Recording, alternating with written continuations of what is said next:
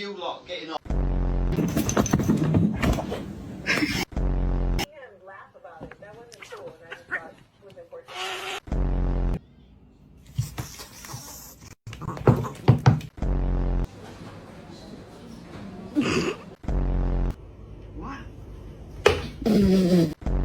USA in Phoenix to schedule your consultation with one of our